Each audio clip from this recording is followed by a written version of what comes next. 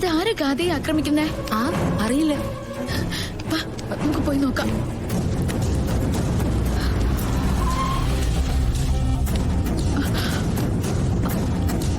അയ്യോ, അച്ഛനാണല്ലോ.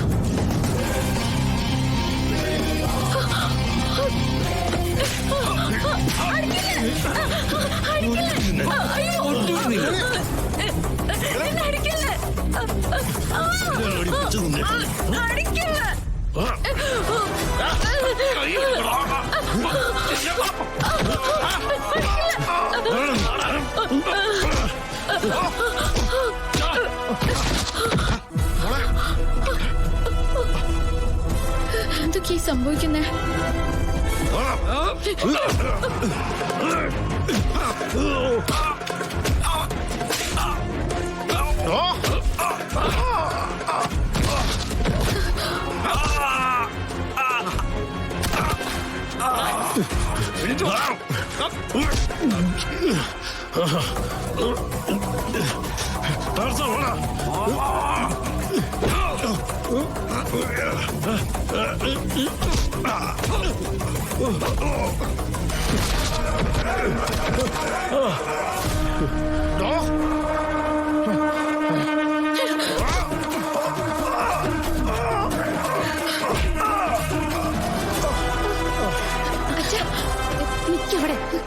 നിന്നെ ഗാദിയും ഒരുമിച്ച് സാറ് കാണാൻ പാടില്ല. നീ ഇവിടെ നിൽക്ക്.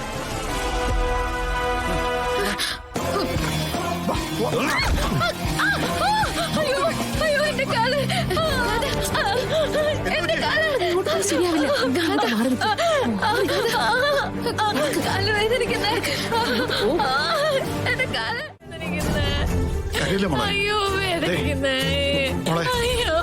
റിസൾട്ട് നോക്കിയിട്ട് ഡോക്ടർ വിവരം പറയാനല്ലേ പറഞ്ഞിരിക്കുന്നേ? ഇവിടെ തന്നെ ഉണ്ടാവണേ. ഞാൻ ഡോക്ടറോട് നോക്കിയിട്ട് വരാം. അയ്യോ, എന്റെ കാല് വേദനിക്കുന്നേ. എന്നെ എങ്ങനെയെങ്കിലും ഇവിടെ നിന്ന് പറഞ്ഞു വിട്. ഞാൻ എങ്ങനെയെങ്കിലും പൊക്കോളാം. വെറുതെ ഇവിടെ കിടന്ന് പ്രശ്നം ഉണ്ടാക്കാൻ നോക്കല്ലേ. ആനിയൻ സാറിന് എന്തെങ്കിലും സംശയം തോന്നിയാലുണ്ടല്ലോ, സ്വന്തം മോളെ കൊല്ലാൻ വന്നതിന്റെ പേരിലേ ചിലപ്പോ നിന്നെ കൊന്നോളി. കിടന്നു അവിടെ. എന്റെ കാല് വേദനിക്കുന്നേ. അയ്യോ, എന്റെ കാല്. അയ്യോ, എന്റെ കാല് വേദനിക്കുന്നേ. ഡോക്ടറെ, ഡോക്ടറെ, ഡോക്ടറെ, എന്റെ കാല് വേദനിക്കുന്നേ. അയ്യോ ഡോക്ടറെ, ഒന്ന് നോക്ക് ഡോക്ടറെ, എന്റെ കാല് വേദനിക്കുന്നേ. എക്സ്റേയുടെ റിപ്പോർട്ട് ഒന്ന് കിട്ടിക്കോട്ടെ. കുട്ടിയൊന്ന് സമാധാനായിട്ടിരിക്കൂ. ആക്ച്വലി ഇതെന്താ സംഭവിച്ചത്?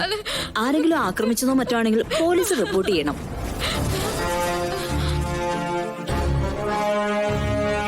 മോളൊന്നും വീണതാ ഡോക്ടർ. അവിടെ ഒരു കരിങ്കല് കിടപ്പുണ്ടായിരുന്നു. ഓ, ഓക്കെ ഓക്കെ.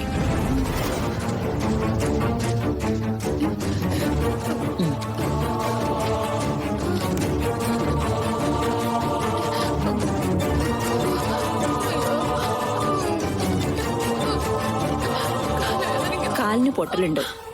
പ്ലാസ്റ്റർ ചെയ്യേണ്ടി വരും. അയ്യോ, പ്ലാസ്റ്റർ ഒന്നും വേണ്ട. പ്ലാസ്റ്റർ വേണ്ട. എന്താ മോളെ ഇത്? ഡോക്ടർ പറയുന്ന കാര്യങ്ങൾ ചെയ്യാതെ എങ്ങനെ ഭേദമാകാനാ?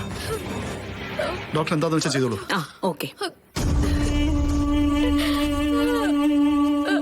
മോളെ, അയ്യോ, എന്റെ കാല്, എന്റെ കാല്.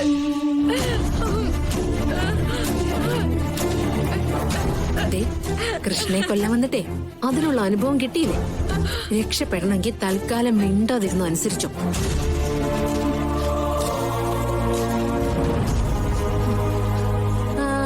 എന്നെ പേടിപ്പിക്കാനൊന്നും നോക്കണ്ട. പേടിക്കേണ്ടതേ നീയാ. അത് നോക്കിക്കോ.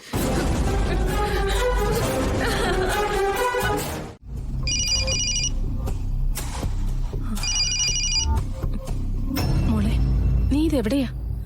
ഇതെന്താ ഈ നേരമായിട്ട് നീ വരാത്തത്? അമ്മേ, ഒരു സംഭവം ഉണ്ടായി.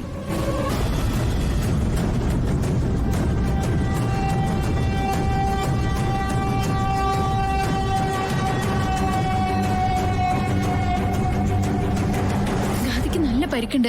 ഇനിയിപ്പോ ഞാൻ എന്താ ചെയ്യാ? അഹങ്കാരത്തിന്റെ ഫലം അതൊക്കെ. അത് നമ്മളെ കൊണ്ടൊന്നും തടയാൻ പറ്റുന്നതല്ല. അച്ഛൻ ആശുപത്രിയിലില്ലായിരുന്നെങ്കിൽ എനിക്ക് അവിടെ ചെന്ന് നിന്ന് ഗാദി ഒന്ന് നോക്കായിരുന്നു. അതിനെ കുറിച്ചൊന്നും നീ ഇപ്പൊ ചിന്തിക്കണ്ട. മോള് ചെന്ന് പെട്ടിരിക്കുന്നത് ഒരു ഊരാക്കുടുക്കില്. അതിന്ന് എങ്ങനെ തലയൂരാന്ന് മാത്രം ചിന്തിച്ചാ മതി. അപകടം പറ്റിയത് എനിക്കാണെന്ന് അച്ഛൻ കരുതിയിരിക്കുന്നത്. അതുകൊണ്ടാ അച്ഛൻ ആശുപത്രിയിൽ തന്നെ നിൽക്കുന്നത്. മോളെ, നീയാണെന്ന് കരുതി ഗാഥ ആശുപത്രി കിടക്കുമ്പോ നീ പുഴയോരം വീട്ടിലേക്ക് വരുന്നതും അപകടം. സാർ അറിയുന്ന നിമിഷം നമ്മൾ ഇത്രയും നാള് സാറിനെ കബളിപ്പിക്കായിരുന്നു എന്ന് തോന്നില്ലേ?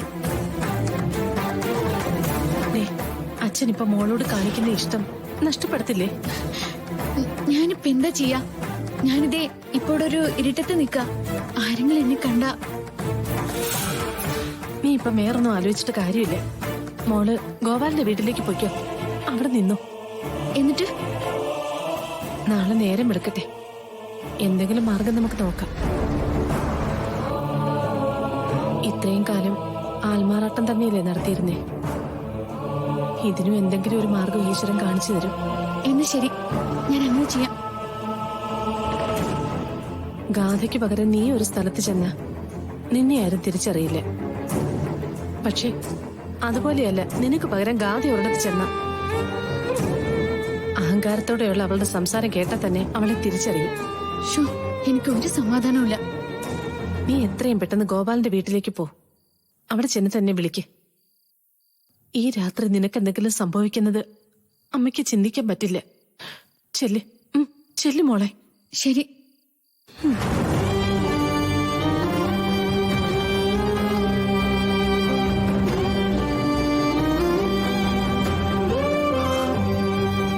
എന്റെ ദൈവമേ, എന്തൊക്കെ പരീക്ഷണങ്ങളാ നിത്യേന ഇങ്ങനെ ഉണ്ടാവുന്നത്.